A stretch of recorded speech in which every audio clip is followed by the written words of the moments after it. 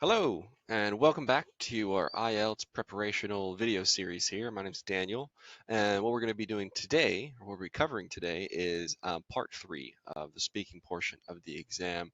And moreover, we're going to be talking about the different question types, which you can expect to encounter in part 3, and then, of course, covering the structures, which we encourage you to employ when answering any of these questions in part 3. So with that being said, let's go ahead and jump into it. So just to cover a little bit of an overview here, part 3 questions are going to be based or likely going to be based on things about your country or regarding your country. And most of these things will, of course, be very general. There won't be any specific questions relating to a particular place or too specific of an item. So don't be afraid if you don't have too much prior experience or knowledge, relating to any of these questions. For the most part, in fact, in all cases, you will likely be able to answer just with basic knowledge that you have, being a member of this country or whatnot. And in any case, the actual content that we use in our questions, right, isn't as important as the structure which we follow, and we can make stuff up or we can input contents that doesn't necessarily have to be entirely correct in our answers, again, as long as we're following the appropriate way or structure in providing the answers. So quite often, this is important to note. Quite often, the examiner will use part 3 or your part 3 responses to adjust your score thus far. Of course, being in this part of the exam, you've had already gone through part 1 and 2, so your examiner is going to have a very good understanding at this point of your skill level or the band in which you are likely going to score at. So oftentimes what they'll do is if you've scored a 6 or maybe a 6.5, 7, at this point, they might challenge you with some a little bit more difficult part 3 questions just to see if we can push your limits a little bit or if they can test you a little bit to maybe upgrade your answer to that next band or a little bit higher to what you've already scored. So important, just note that. And as a basic rule, our answers that we provide for any of the questions in part 3 are of course going to be very, very similar to the structures that we've already talked about and kind of hammered home with the other question types and the other parts of the exam. The formula for the most part is quite similar throughout. There is a little bit of nuance, there is a little bit of specific situational things that you want to be aware of and that you want to use in some of your answers, but for the most part, like I've been saying, the formula is essentially the same, and that formula is we have our introduction,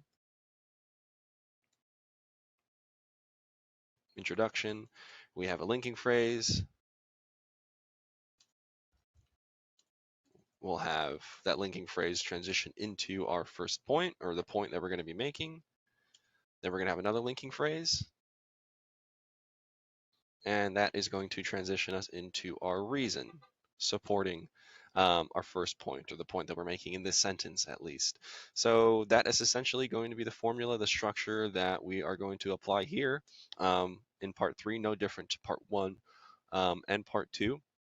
But like I said, there will be a little bit of speciality, I guess you could say, to some of the question types and some of the answers or some of the wording or even the linking phrases that you're going to want to use in some of the question types. So we will be outlining and discussing that in detail here, of course, but nothing's really changed here. The formula is going to be the same. So, of course, keep that in mind. And I'm sure you're well aware at this point. We've gone through a couple videos together, haven't we? So also note that when providing your answers are unlike part 2, which was almost essay style questions where we provided nice, long-winded, multifaceted answers that were quite long. I mean, you were required to speak up to 2 minutes in part 2. The answers here are going to be more akin to the timing of part 1. In part 3, the questions are going to be similar to that in their length, essentially. We're not looking for um, really big, long-winded answers necessarily. We are looking, of course, for complexity in the attributes and the things that you purvey and talk about in your answers. Obviously, that hasn't changed. But for the most part, when you're answering any of the question types or any of the questions in part 3, you really are only suffice to provide maybe two or three examples. Two is usually sufficient. If you have the opportunity, you can go into three, but three is really max. So just keep that in mind. We only need to bring up 2 or 3 points, 2 or 3 examples in each of the questions. Now with that, let's jump into the first question type, which are comparing type questions. This is actually one of the most common type question that you'll experience in part 3. And we're going to want to use our comparative structure to provide our answers for these questions, right? So just to go over some types of comparing questions, we have time comparisons, for examples. For example, we could have questions like, are houses nowadays the same as houses 30 years ago in your country? We could have social group comparisons like, do men and women like the same types of books? Do old and young people like the same types of holidays? Those social group comparisons. And then we have geographical comparisons. We could have something like, are the houses in North China or the north part of your country the same as houses in South China or the south part of your country? So let's look at the structure that we're going to want to use in answering this question type or comparing type questions. There's actually 11 parts here. It looks a little complicated, but I'm going to break it down and show you that it's quite straightforward and pretty simple. And again, really it reflects the same structure essentially that we've been following throughout this video series and throughout any of the answers that you want to provide. So the first part involves, of course, you guessed it, right? An introduction sentence, an introductory phrase. Um, you're going to want to use something like, it could be very simple, like, well, obviously, or well, clearly, surely, without a doubt, unmistakably, unquestionably. This is going to be paired with a statement or almost a transitional phrase that's going to state that there are underlying differences or that there are, in fact, differences. So you're going to want to say something like, um, there are a number of underlying differences here. There are a variety of possible differences. There are a huge range of potential distinctions. So together, those are essentially going to be the introduction, and then we're going to be using a linking phrase or an introduction phrase, really, to introduce our first difference, the thing that we're going to bring up, our first point, if you will, if we're following the formula here. So we're going to want to say something very simple like, however, I guess the most significant would be that, or I suppose the most obvious would be, or the third example here we have is, but I would say the most fundamental difference would be that. And then, of course, we're going to finish off that sentence by bringing up or stating our first example. So just to reiterate what we have so far is, well, obviously, then we're going to have our difference or our phrase stating the differences. So, well, obviously, there are a number of underlying differences here. And then the next phrase introducing our first point. I guess the most significant would be that, and we would state our example. If we're answering one of the questions, for example, here, let's say we're answering the question of, are houses nowadays the same as houses 30 years ago in your country? We could say something like, well, obviously, there are a number of underlying differences here. However, I guess the most significant would be that the method in which houses are created nowadays or built nowadays. Um, you could give a little bit of example. You can transition into maybe a little bit more detail with that example. You could say, obviously, there's a lot more modern technology, which allows us the easier use of construction and the easier methods of building homes and so on. Thus, obviously, homes are different in that sense nowadays. But in any case, after stating that first difference, we're going to use a comparative linking phrase. Like I mentioned, there are the linking phrases that you used here, or that we are going to be using here in your answer, are a bit more specific and more situational than what we're used to. We're not using general linking phrases like in addition to, or on top of that, or along those lines, or with that being said, I'd like to mention. We're straying away from that somewhat and trying to use more specific linking phrases to help us better signpost our answer and transition to each and every point, statement, and idea that we want to bring up in our answers. So after stating our first difference, like I mentioned, we're going to be using a comparative linking structure, which is going to be something like, whereas on the other hand, on contrary though, and then we're going to finish the sentence here. We're going to finish this is a new sentence essentially. We're using the introduction or opening phrase stating that comparative structure. So whereas on the other hand, and then you would state the example of that contrary difference. So going along the lines of that answer that we started to compose, you can say whereas on the other hand, again, 30 years prior, we didn't have the use of this kind of technology, which resulted in houses taking much longer to be built and obviously using different methods, resulting in very different styles of homes. Something simple or something along the lines of that. If you can't tell, I have no experience in construction or the building of homes, or nor knowledge to how homes really differed 30 years ago till now. I'm just making this up off the top of my head. But again, presented in the right structure, presented in the right manner, it's still going to hit all the marks in terms of your the grading structure, the grading criteria that you're going to be scored on. So that's what I'm trying to say here. You don't need to be an expert. You just have to present the things that you do say, being relevant, in the appropriate structure. Okay? Um, then we're going to use a little linking phrase, just a little opening simple phrase to introduce or to begin to introduce our second difference. Additionally to that, as well as this, on top of that, moreover, something along those lines. Again, a phrase that states that there is a difference, a phrase that is going to state that there is a difference and introduce our second difference, right? So something along the tone of, and a second key distinction would be that, or a subsequent contrasting fact to, or a further distinction might be, and then we would finish that sentence with our second example, or a second example of that difference, that second difference that we're going to be using. And just like prior, this is essentially, reflecting just what we did before. For our first example, we're going to use a comparative linking phrase, whereas on the other hand, on the contrary, quite the opposite too, and then finish that sentence with an example of that contrary difference.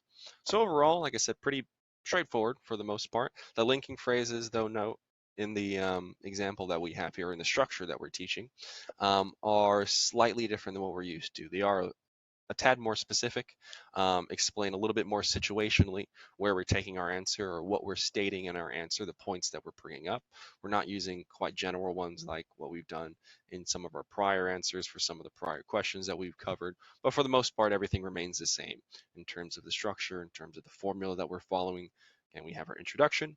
We have a linking phrase, this linking phrase being specific, stating differences, right? And then a linking phrase introducing that first difference, and then just stating that first difference. It's a comparative question, so we need to use a comparative linking phrase or a bit of a tongue twister, comparative transitional phrase, um, to introduce essentially, or to give us the opportunity to state our contrary difference, to compare the two, obviously, and then we would do the same thing, the exact same thing for our second example, or a second difference that we're going to bring up. So this is a bit long-winded, you could say. So this is a good example of how you would only really need to state two differences. If you felt comfortable and you had the time and you wanted to, you could state a third difference, but not really required. At least two is sufficient. So that's all we really need to do here. So continuing on here with the second question type, which are predicting style questions. And here the examiner is testing your ability to use that future tense in a predictive manner, a predictive tone. So an example question to this would be like, what will houses be like in the future? So just as before, we're going to begin with an opening phrase, something along the lines of, certainly I'm sure that most people would agree that there will be a number of major changes to this. A bit long-winded, a bit of a long statement there, but it's the kind of phrase that we're looking to use to introduce our answer or begin our answer. Some other examples would be, I'm sure that in the years to come, we will see a number of things change related to this. I reckon that in the not so distant future, there are going to be a few imminent changes with regards to this topic. I imagine that in the near future, we will witness some major changes with regards to, and all these phrases say the exact same thing. They're opening up our answer with that nice complex wording, but they all essentially say the exact same thing. Like I said, the linking phrases and the opening statements that we use here are a bit more specific. So it's good to familiarize yourself with the question types that you're going to be potentially facing, so that you can be aware of the kind of specifications that you might need to provide, or the style of linking and opening phrases that you might need to use in your answer. But in any case, after using that opening linking phrase, we are then going to introduce our first prediction. So I guess we're going to say something like, initially, I guess we might begin to see that, or to begin with, I'd like to predict that we will most likely see, so on and so forth. Or primarily, it looks quite possible that what we're going to encounter first But first of all, I would envision that we are going to have, there's just some examples of how you can introduce that first prediction. And then we're going to use a sentence describing that first prediction, essentially. It doesn't have to be a complex, doesn't have to be necessarily a correctly asserted or supported prediction, but it just has to be something relevant, obviously, to the question. We don't want to stray from the topic at hand. So an example here could be houses that are made of plastic materials because these would be much cheaper and easier to construct. Very nice, easy prediction that could very well be possible. I don't know. I'm not an expert in this sort of field, at least. Then we're going to introduce our second prediction. So just like we did prior to our first prediction, we're going to say something like, at the same time, I suppose it's quite probable that we may have, or as well as this, some people claim that we will probably start to see. You can see how these linking phrases really transition very specifically into the topic or the question type, essentially, that predictive tone. That's why these linking phrases are a bit more specific than what we're used to. So the key here, which is why I keep reiterating it, is you want to familiarize yourself with the style of linking phrases that we're applying here rather. But essentially, we're just going to transition into our second prediction here. So the second prediction we have as an example are houses that are controlled by your computers. And this is because this will make home life much easier. So you can give as much detail as you want there. You don't necessarily, or I don't necessarily suggest you go into too much detail because if you do, I mean, with each point that you want to make or with each piece of additional detail that you want to apply, you're still going to want to use a nice little linking phrase. You don't want to just rattle off different details and list things, don't you? That would be, that would mark you down essentially, because things would be a little too simple, a little too direct, so on and so forth. But you have the option if you see fit. Now we've already have two examples. We have two predictions stated here. If you have the opportunity, if you feel comfortable, you can go into a third prediction by, of course, introducing it in the right way with a good linking phrase. But if you're going to go into a third prediction, it's suggested that you could maybe do something a little out of the box, you could say, and maybe state something a little ridiculous so we can just change up that style of wording that we're using or the style of linking phrases that we're using to introduce something a little bit more complex or more abstract or maybe a little bit out in left field, if that makes sense. So like, for example, you could use your third prediction to say something like, and who knows, it could be even possible that we see the arrival of robots, robot housemaids that provide us more comfort at home, doing our basic chores and providing us our basic necessities and so on. Something that is a little bit out of the box or outlandish, something that's not, typical or might not necessarily be plausible at this time. Because again, we don't necessarily need that third prediction depending on how long your answer has been thus far. But if you have the option just to kind of change the tone of your entire answer up, you can include something like that. So you may not have time for it. So you can make it a little unrealistic, I guess is a good way to put it. But we have an example of this question type, and a good example response would be something, and again, note the intonation that I have here when reading this question, the pronunciation that I use and the emphasis that I apply in certain parts of the answer. But it goes here, certainly I'm sure that most people would agree that there will be a number of major changes related to this. Initially, I guess we might begin to see that houses are much bigger, and at the same time, I suppose it's quite possible that we may have houses under the sea. And who knows, we could even possibly have or see the arrival of houses on Mars. There you go. So like I said, doesn't have to be a super long answer, just has to follow the appropriate structure, answering the question, providing a couple good examples, and then you are off to a good start. So let's look at the third question type, which are why questions. An example of this would be, why do so many people want to be famous? Let me get a little drink of water here. My mouth's getting a little dry. But the structure is not too much different here. We're going to begin with an opening phrase or a linking statement saying something along the lines of, well, in my opinion, I guess I would have to say that. So this is getting back to a little bit more basic of linking phrases. So that's good, and I'll help you out in this answer. We don't have to be too specific here. Well, in my view, I suppose that, well, in my estimation, I guess that, well, in general, it is my belief that. So those are some examples of what you want to use. But here you want to use a statement, or you want to state something that says there are many reasons. So an example of what you'd want to say is, there are probably a number of factors involved. There are obviously a number of motives surrounding this idea. There are unquestionably a number of explanations for this. There are undoubtedly a variety of justifications behind this. Those are some very good examples of how you can state there are many reasons, just like how previously we stated there are many differences. We want to say here that there are many reasons, kind of segueing us into the rest of our answer where we talk about or explain some of those differences. Obviously, we're going to introduce our first reason with a nice little transitional or linking phrase. The chief cause might be that. The main reason is probably because. The key explanation here is probably because or due to, so on and so forth. Then we're going to introduce our second reason, right?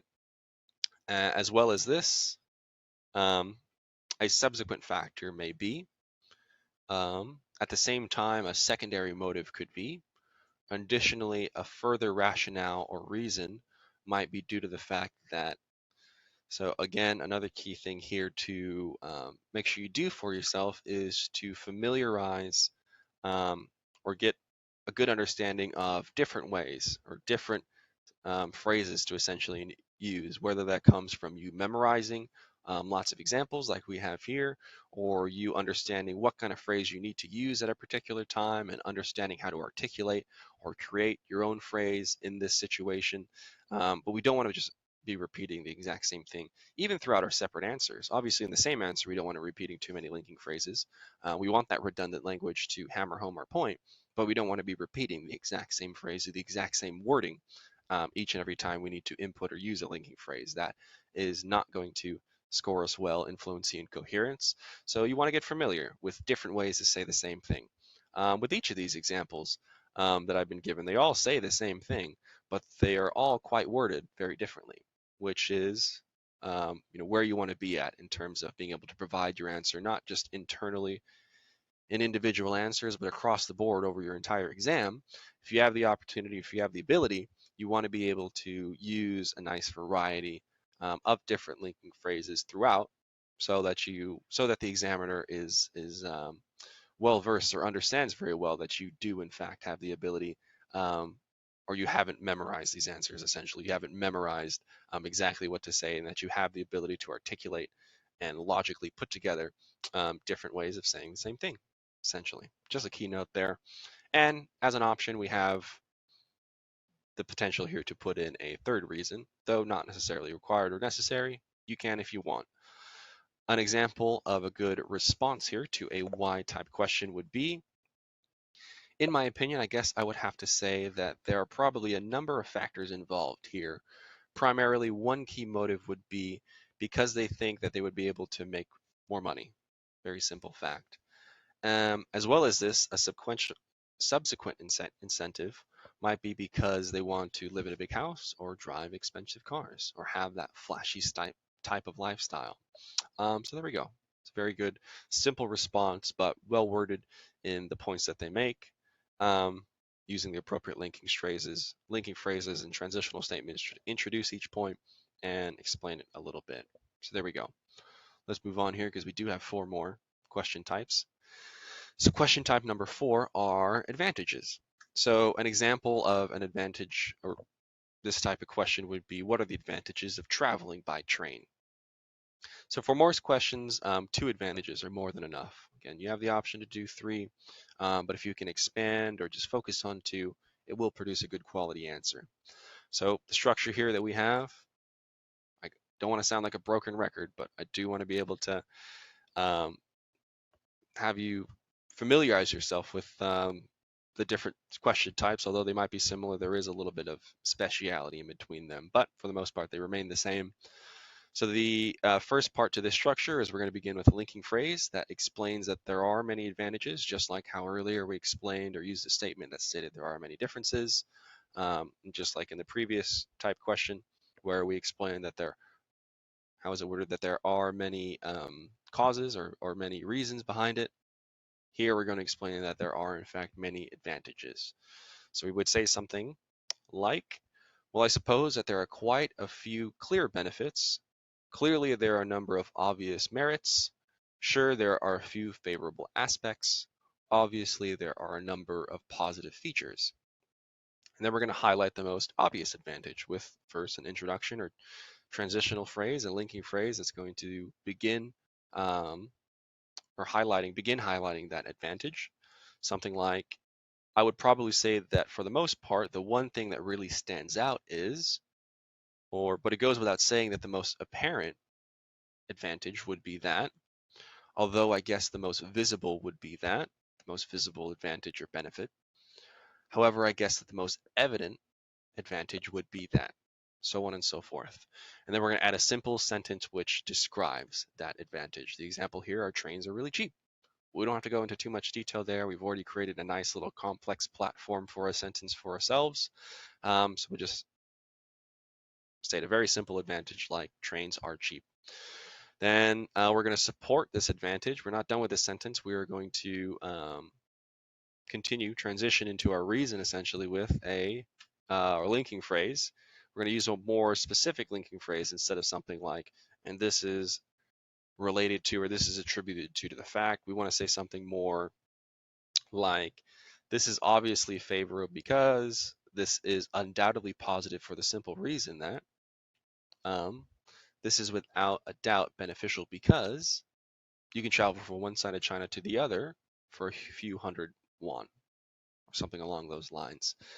And then we're going to introduce our second advantage in the exact same manner. We're going to use something like, at the same time, a second bonus might be that. Besides this, a second plus could be that. As well as this, a further favorable aspect might be that. And then we're going to add a simple sentence that describes the advantage. This is clearly advantageous because, this is definitely valuable because, this is surely a positive feature because. There's just some examples there. So here's a good example response. Well, I suppose that there are quite a few clear benefits, but I would probably say that for the most part, the one thing that really stands out is that trains are really cheap, especially for long distance travel. You can travel from one side of China to the other for a few hundred won. And I guess another obvious plus point is that it is much faster than traveling by road. So you can save time by traveling on trains. And along with this, a further merit is that you can sleep quite comfortably on long train journeys. Perfect. Very simple response, but very complex in its internal workings or its internal phrasing, I guess you could say, in the structure that we follow. So I hope this is making sense. Moving on, you probably could have figured out what the next question type was going to be. Disadvantages now. So it'll often follow an advantageous type question. You're going to have that contrasting question subsequently or following the initial question. So obviously the example response here is going to be, what are the disadvantages of train travel? And obviously your disadvantages answer is going to be very similar to your advantages answer. We're going to have almost the exact same structure essentially. We're going to begin with a linking phrase that explains that there are in fact disadvantages. I think it's fair to say that there are a few negative aspects. I'm sure most people would agree that there are some drawbacks. Of course, there are a couple of shortcomings. So another important thing to note here is if you have a lot of synonyms or a lot of interchangeable words for things like disadvantages, benefits, for differences, for facts or reasons, you're going to be able to much more easily create these kinds of phrases. You're going to be able to articulate them with different wording and so on, because in reality, each of these statements are exactly the same. They say the exact same thing, and they're even written or worded in the exact same kind of way. They just use different words, essentially. Slightly different phrasing for some of them. But if you have that in-depth understanding of vocabulary and a lot of synonyms at hand that you can interchange, you can even change up some of these phrases like in and of themselves. They intertwine quite a bit. A lot of the words and phrasing used in them can be interchanged.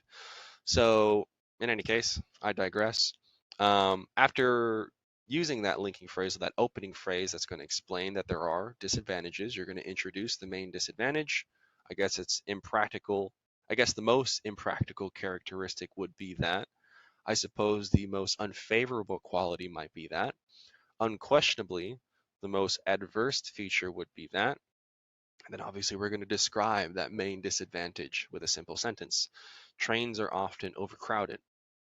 Then we're going to add a simple sentence explaining why it is a disadvantage. So on a long journey, you might not be able to find a seat. You might be standing. Anyways, then we're going to describe our second disadvantage, just like how we did prior. And it's the exact same structure we're following for the advantage type of questions. So that's good. You really only have to learn one structure here, don't we? But to introduce our second disadvantage, we're going to want to use a phrase like correspondingly in addition, correspondingly an additional weak point may be that. Supplementary to this, a further handicap may be that. And at the same time, another stumbling block might be, another roadblock might be, and then we're going to add a simple sentence here to develop the reason. And the trouble with this is after stating our second disadvantage, by the way. So, and the trouble with this is that it can be a hassle, or this is usually an aggravation because so on and so forth. So let's jump into the sixth type question, the second to last type question here, or question type rather, which are problems. So this is not as common as the previous types, to be completely honest, but it's often used in a topic that deals with nature, the environment, social problems, something along that, along those lines or along those topics. So an example question could be, what are the problems caused by an increase in the use of private cars? What are the problems that are caused by something? So the structure that we're going to be using here, really no different to what we've been using, but we're going to begin with an opening or linking phrase to explain that there are problems. You could probably be teaching this to yourself at this point. We're going to say something like, obviously you can say that there are quite a lot of dangers with regards to this issue. There are quite a lot of problems, of concerns, of disadvantages to this issue. It is universally accepted that there are a few hazards involved with. This issue is weighed down with a few problems, such as, we're going to highlight our main problem. So we're going to say something like, at the outset, the most crucial predicament is that, first and foremost, the one major worry is probably that, or essentially, the other example here is essentially one fundamental concern is probably that. And then we're going to use a simple statement to develop this problem, develop and highlight this problem essentially. This is clearly alarming because this fact is unmistakably perturbing because, it's a good word, perturbing. This needs to be seen as a sensitive matter because, right? So this is really following our formula to a T here. So point two, highlighting the main problem. This is like our linking phrase. We're going to have our point, and then we're going to have another linking phrase which develops that point that we've made, and then we're going to include our reason. So we're going to do the exact same thing for our second problem that we're going to highlight or introduce. So we're going to bring it up with a linking phrase, something along the tone of, additionally, another major cause for concern has to be that, or equally worrying. I'm not sure what's wrong with my speaking today. My tongue is just getting all twisted. But equally worrying is a suggestion that another matter which causes unease is the point that, so on and so forth. We're going to state our point or our second problem, our second point here, using another linking phrase such as, another linking phrase transitioning into our reason such as, and the short-term or long-term implications of this are that, and the underlying repercussions of this are that, and the principal upshot of this is probably that, and then we dive into our reason, kind of supporting our main point, or in this case, our second problem. And then optionally, we can offer a solution to this problem or these problems that we've kind of outlined and bring up. And that is actually the following question type, which are solutions. So the structure that we're going to want to use when bringing up our solutions are no different than what we've been doing, to be honest. We're going to begin with a general statement, right? The difference here really, I mean, I keep saying they're all the same. They're all the same in theory, or they're all the same in the basic uh, way it's created, the way you construct your answers essentially. But the differences come in this specific wording that we're going to want to imply, not imply, apply in our particular answers in the case of some of our introduction statements and our linking phrases. So it's definitely crucial that you do familiarize yourself with the question types and the styles of linking and transitional phrases that you use and employ in your answers. So in any case, some general statement examples that we could use would be, in my view, there are a number of actions that could be taken. Honestly, I believe that there are a few ways to tackle these problems. Well, I think that we could go about this in a number of ways. This is exemplifying that there are a number of solutions. There are a number of methods of things that we could do, right? Then we're going to highlight our first solution with this transitional phrase like, when dealing with the first problem is easiest to work with, or the easiest way to work it out, would be, so this is relating to the problem that we opened up or we brought up in our previous response or our previous answer, right? So in reaction to the initial issue, the most effective way to get to the root of the problem would be to, then we're going to give a brief explanation to the solution, which is like our point, and then we're going to highlight our second solution to our second problem, rather. So we want to use a linking phrase like, now taking into account the second challenge, the only way to get to the bottom of this dilemma would be to, taking on the second problem, the most successful way to confront this would be to, and then we're going to give a brief explanation to our second problem. Now, a big thing that I want to note here is that when you go on in explaining what the problems are and what your solutions are going to be if you're providing a solution, is to be careful with the amount and the manner of the detail that you provide, right? Like previously we used the example of, let me find it here. Like when we were talking about disadvantages and advantages, we use a very simple sentence to state the disadvantage. Trains are overcrowded in this example. You can add a bit more detail there. You can, I mean, depending on what you're talking about and what you're going to be bringing up in your answer, you can go into more detail and explain the problem or explain the disadvantage a little bit more, but be sure to do so in the appropriate manner. Everything that you say in terms of the content that you want to provide in your answer, you want to use nice linking phrases to transition into them. You want to use linking phrases to explain reasoning behind bringing up these facts, these ideas, these points, these examples that you're using in your answer. You never want to go into this and say, the main disadvantage is trains are often overcrowded, and this is difficult or this is negative because this, that, and that. You don't want to ever list off reasons, examples. You want to transition into each of them. So that being said, you want to be careful with how many details you want to include or how many examples you want to go into, because you're going to need to use these linking phrases and transitional statements to state each and every one of them. So, I mean, you could fall into the trap of maybe not having enough linking phrases or having to repeat linking phrases because you're going to need one to transition into the next point that you want to make if you're using too many. You might get into, you might start sounding like a broken record almost, and your sentences might sound a little too repetitive in that sense. So just be a little careful of that. I wanted to bring that point up. Hopefully I explained that well enough for you to understand. In any case, that concludes this class today. And what we are going to be doing in the following class is looking over examples to each of these question types and creating or looking at how these examples got created following this structure so we can apply it and get familiar with the usage of it and so on. So join us for that, but thank you very much for joining us today, and we'll see you in the next video.